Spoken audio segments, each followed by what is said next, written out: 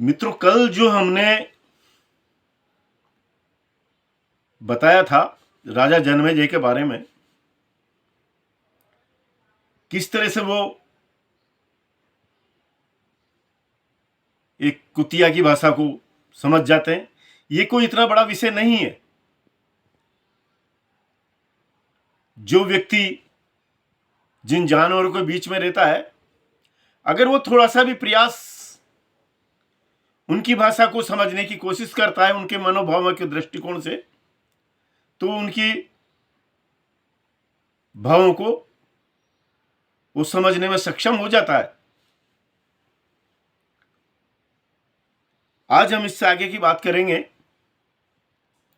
उन्हीं दोनों में आचार्य धौम्य के 3 शिष्य थे।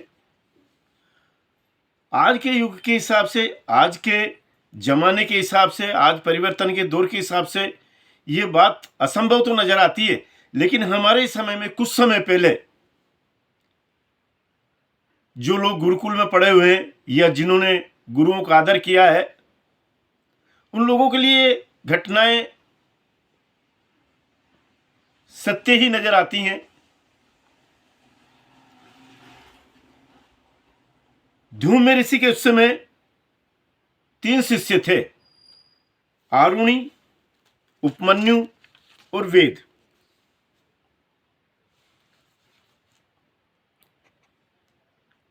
आरुणि को उन्होंने,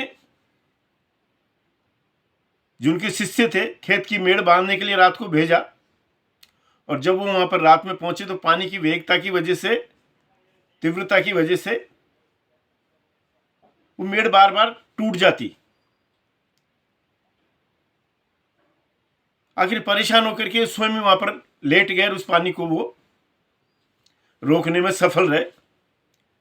रात्रि को गुरुजी परेशान हो गए, जब उसको ढूंढते हुए वहां पर आए, उन्होंने आवाज दी तो आरुणि ने उठ करके उन्हें कहा कि रात भर पानी परेशान करता रहा, इसलिए मैं यहां पर, मैंने सो करके उसको, पानी के वेग को रोका था। गुरुजी उसकी उस भक्ति से बड़े प्रसन्न हुए और उन्होंने आशीर्वाद दिया, अब आप गृहस्थ में अपनी में प्रवेश लो और सब विद्याएं आपको, जो भी आपने सीखी हैं, वो सुचारू रूप से कार्य करेंगी। दूसरे थे उनके उपमन्यु। उपमन्यु को उन्होंने गायें चराने का आदेश दिया और साथ में जो भी आदेश दिया कि भाई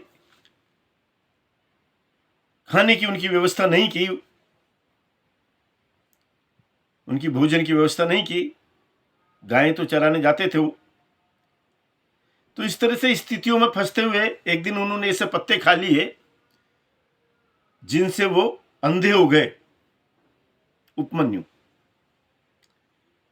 और एक कुएं में गिर गए। जब गुरुजी उन्हें ढूंढते हुए आए तो एक कुएं में से उन्होंने आवाज दी कि मैं यहां पर हूं।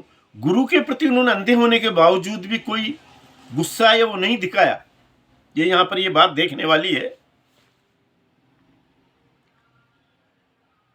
मित्रों, गुरुजी ने उन्हें बाहर निकाला और जो उस जमाने के प्रसिद्ध वैद्य थे, उनसे उनकी आंखों को सही करवाया। उन्होंने उन्हें भी अपना आशीर्वाद दिया।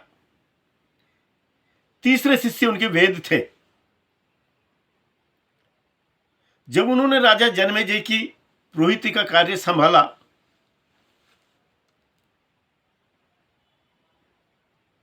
तो वो उन्हें अपनी घर की जिम्मेदारी देकर के जाते थे। उनको उन्होंने पूर्ण रूप से निभाया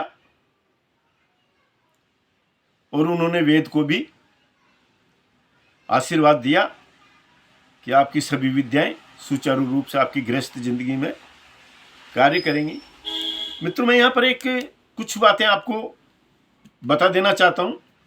महाभारत को आपको स्वयं को भी पढ़ना चाहिए। मैं सिर्फ आपको उसके रहस्य से और वैज्ञानिकता से परिचय करवाने की कोशिश करूंगा।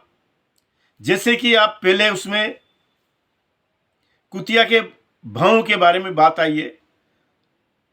एक बार मैं ध्यान पर बैठने के बाद में चाय पीने के लिए एक दुकान पर रुका था, तो एक महात्मा जी वहां से गुजरे, मैंने उन्हें भी चाय पीने के लिए रोक लिया। वो मेरे पीछे बैठे थे और मैं उनके आगे बैठा था, फिर भी वो मेरे चेहरे के भावों को पढ़ करके वो मुझे उनके जवाब देते रहते थे। मेरे मन में क्या प्रश्न उठ रहे हैं, क्यों ध्यान की एकाग्रता नहीं बन पा रही है, तो पीछे पीछे से ही मेरे उन बातों का जवाब देते थे, यानी कि वो मेरे प्रश्नों को पीछे से भी पढ़ने में सक्षम थे। मित्रों, ये योग विद्या का चमत्कार है। आप भी कभी ध्यान वगैरह समाधि की अवस्था की ओर आएंगे तो आपको ऐसे कई चमत्कारों से परिचित रहेंगे।